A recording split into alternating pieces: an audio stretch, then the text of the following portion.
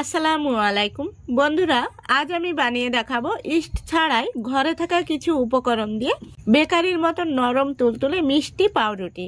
এই পাউরুটিগুলো বানাতে ইস্টের কোনো প্রয়োজনই পড়বে না, আপনারা খুব সহজেই বানিয়ে নিতে পারবেন। আর বাচ্চা থেকে বড় সবাই কিন্তু ভীষণ পছন্দ করবে।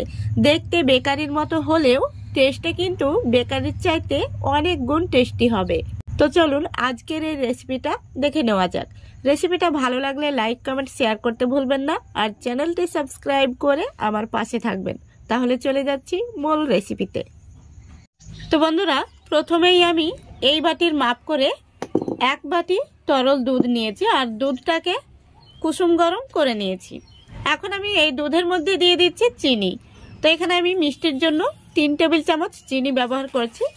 আপনারা চাইলে পরিমাণটা কমিয়ে অথবা বাড়িয়ে নিতে পারেন। যেহেতু আমি একটু মিষ্টি পাউরুটি বানাবো, সেই জন্য 3 টেবিল চামচ দিয়ে দিলাম। এখন আমি এই দুধের মধ্যে দিয়ে দিচ্ছি 1/2 টেবিল চামচ লেবুর রস। এখানে আমি পাতি লেবুর রস নিয়েছি। এখন আমি এটাকে খুব ভালো করে মিশিয়ে নিচ্ছি। যেহেতু দুধটা একটু গরম রয়েছে, তাই চিনিটা খুব সুন্দরভাবে কিন্তু মিশে যাবে। এখন আমি এটাকে ঢাকা দিয়ে রেখে দেব 5 মিনিটের জন্য। এবার আমি নিয়ে নিচ্ছি একটি মিক্সি জার, আর নিয়ে নিচ্ছি একই বাটির মাপ করে 1 বাটি সুজি। এবার ঢাকনাটা লাগিয়ে আমি খুব ভালো করে সুজিটাকে গুঁড়ো করে নেব।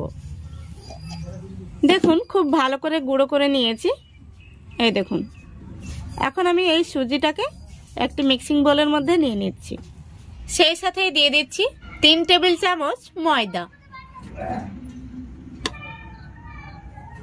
দিয়ে দিচ্ছি স্বাদ মতো লবণ, তারপরে দিয়ে দিচ্ছি 1 চা চামচ বেকিং পাউডার, আর দিয়ে দিচ্ছি 1 চা চামচের 4 ভাগের 1 ভাগ বেকিং সোডা। এখন এই শুকনো উপকরণগুলো খুব ভালো করে আমি হ্যান্ড উইচ দিয়ে মিশিয়ে নিচ্ছি। দেখুন, খুব ভালো করে আমি মিশিয়ে নিয়েছি। এখন আমি এখানে যে দুধটা রেখেছিলাম সেটা দেখুন, আশা করি দেখতে পাচ্ছেন একটু একটু কিন্তু কেটে গেছে, মানে এটা আমাদের বাটার মিল্ক তৈরি হয়ে গেছে। এখন আমি এই দুধটাকে শুকনো উপকরণের মধ্যে দিয়ে দেব। এবার আমি একটি চামচ দিয়ে খুব ভালো করে নাড়াচাড়া করে মিশিয়ে নেব। খুব ভালো করে মিশিয়ে নিতে হবে। লক্ষ্য রাখতে হবে ব্যাটারের মধ্যে যেন কোনো রকম দলা পেকে না থাকে। দেখুন, খুব ভালো করে আমি মিশিয়ে নিয়েছি। এখন আমি এর মধ্যে দিয়ে দেব একটি ডিম, আর দিয়ে দিচ্ছি 1 টেবিল চামচ সাদা তেল। সেই সাথে দিয়ে দিচ্ছি 2 ফোঁটা মতো ভ্যানিলা এসেন্স, এতে করে সুন্দর একটি ফ্লেভার আসবে। এখন আমি আবারও চামচ দিয়ে খুব ভালো করে মিশিয়ে নেব। যারা ডিম খেতে পছন্দ করেন না, তারা কিন্তু ডিমটাকে বাদ দেবেন। ডিম ছাড়াও কিন্তু এই রুটিগুলো খুব সুন্দর তৈরি হবে। তো বন্ধুরা, ব্যাটারটা একটু পাতলা মনে হচ্ছে, সেই জন্য এখানে আমি আরো 2 টেবিল চামচ মতো ময়দা অ্যাড করে দেব। যেহেতু আমরা রুটি তৈরি করব, তো রুটি বানাতে গেলে কিন্তু ব্যাটারটা একটু ঘন করে বানাতে হয়। দিয়ে দিলাম 2 টেবিল চামচ ময়দা। আবারও আমি খুব ভালো করে মিশিয়ে নেব। রুটি তৈরির জন্য ব্যাটারটা কিন্তু আমাদের একদম রেডি হয়ে গেছে। আর ব্যাটারটা কিন্তু এই রকম ভাবে বানাতে হবে। এর চাইতে পাতলা হলে কিন্তু সেটা রুটি হবে না, কেক তৈরি হয়ে যাবে। এখন আমি ব্যাটারটা এক সাইডে সরিয়ে রাখছি। এবার রুটি তৈরির জন্য দেখুন, এখানে আমি 4টি একই মাপের স্টিলের বাটি নিয়েছি। বাটিগুলোতে এখন আমি তেল ব্রাশ করে নেব। প্রত্যেকটা বাটিতে আমি অল্প অল্প তেল দিয়ে দিচ্ছি। এবার একটি ব্রাশ দিয়ে খুব ভালো করে বাটিগুলোতে লাগিয়ে নিতে হবে। তেল ব্রাশ করে নিলে কি হয়, রুটিগুলো কিন্তু খুব সুন্দরভাবে উঠে চলে আসে। তো বন্ধুরা, ইস্ট ছাড়াই ঘরোয়া উপকরণ দিয়ে আপনারাও এইভাবে বেকারির মতন পাউরুটি বানিয়ে নিতে পারবেন। দেখতেও যেমন সুন্দর হবে, আর খেতেও কিন্তু অনেক গুণ টেস্টি তৈরি হবে। তো দেখুন, আমি বাটিগুলো খুব সুন্দরভাবে রেডি করে নিয়েছি। এখন আমি এই বাটিগুলোতে যে রুটির ব্যাটারটা তৈরি করে রেখেছি সেটা দিয়ে দেব। তো এখানে আমি 1/2 বাটি পরিমাণে ব্যাটারটা দিয়ে দেব। যেহেতু রুটিগুলো অনেকটাই কিন্তু ফুলে উঠবে, এভাবে বাটিটাকে একটু সমান করে নিতে হবে। এই দেখুন, সবগুলো বাটিতে খুব সুন্দরভাবে আমি ব্যাটারটা দিয়ে নিয়েছি। আর বাকি যে ব্যাটারটা রয়ে গেছে এটাকে আমি আবারও পরে বানিয়ে নেব। এখন আমি বাটিগুলোকে একটু এইভাবে ট্যাপ করে নিচ্ছি, এতে করে ভেতরে বাতাস থাকলে বাতাসটা বেরিয়ে যাবে। রুটিগুলোতে এখন আমি উপর থেকে কিছু সাদা তিল দিয়ে দেব, এতে করে রুটিগুলো দেখতেও ভালো লাগবে আর খেতেও কিন্তু অসম্ভব মজার হবে। দেখুন সাদা তিলটা দেওয়ার পরে আমি আবারও একটু ট্যাপ করে নিলাম, তিলটা যেন খুব সুন্দরভাবে ব্যাটারের গায়ে বসে যায়।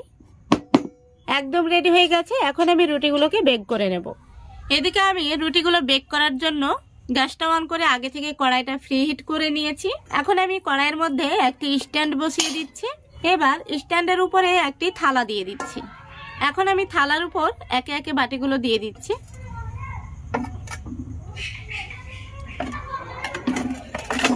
এখানে আমি আরো একটা বাটিতে ব্যাটারটা দিয়ে নিয়েছি। দেখুন খুব ভালো করে আমি বাটিগুলো বসিয়ে দিয়েছি। এখন আমি উপর থেকে একটি বড় সাইজের গামলা দিয়ে ঢেকে দিচ্ছি। দেখুন খুব সুন্দরভাবে আমি ঢেকে দিয়েছি। এখন আমি গ্যাসের ফ্লেমটা একদম লো ফ্লেমে রেখে পুরো 20 মিনিট জাল করে নেব। এই 20 মিনিট জাল করলেই আমাদের পাউরুটিগুলো একদম রেডি হয়ে যাবে। তো ফিরে আসছি 20 মিনিট পর। তো বন্ধুরা প্রায় 20 মিনিট হয়ে গেছে। এখন আমি ঢাকনাটা খুলে দেখে নেব আমাদের পাউরুটিগুলো কেমন হয়েছে। দেখতেই পাচ্ছেন খুব সুন্দরভাবে কিন্তু ফুলে গেছে।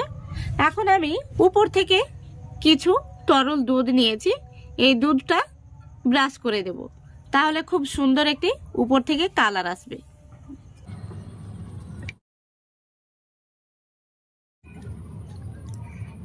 দেখুন খুব ভালো করে আমি দুধটা ব্রাশ করে দিয়েছি। এখন আমি আবারও ঢাকা দিয়ে রেখে দেব 5 মিনিটের জন্য। তো বন্ধুরা 5 মিনিট হয়ে গেছে। এখন আমি গ্যাসটা অফ করে দিচ্ছি। এবার আমি ঢাকনাটা খুলে দেখে নেব। দেখুন খুব সুন্দরভাবে কিন্তু হয়ে গেছে আর কালারটাও দারুণ এসছে। এখন আমি একটি কাঠি নিয়েছি, কাঠি দিয়ে দেখে নেব ভেতর থেকে কেমন হয়েছে। দেখুন কাঠিটা কিন্তু একদম পরিষ্কার বেরিয়েছে, তার মানে আমাদের পাউরুটিগুলো খুব সুন্দরভাবে হয়ে গেছে। এই দেখুন এখন আমি থালাটা নামিয়ে ঠান্ডা করে নেব, তারপরে আপনাদের দেখাচ্ছি। দেখুন বন্ধুরা বাটিগুলো আমি ঠান্ডা করে নিয়েছি। এখন আমি বের করে নেব। দেখতেই পাচ্ছেন কত সুন্দর হয়েছে আর কালারটাও দারুণ এসছে। এইভাবে উপর করে একটু হাত দিয়ে বাড়ি দিলে কিন্তু রুটিগুলো বের হয়ে চলে আসবে। দেখতেই পাচ্ছেন কত সুন্দর কালার এসছে। এই দেখুন একদম বেকারির মতো নরম তুলতুলে হয়েছে। আর দেখতে বেকারির মতো হলেও খেতে কিন্তু বেকারির চাইতে অনেক গুণ টেস্টি।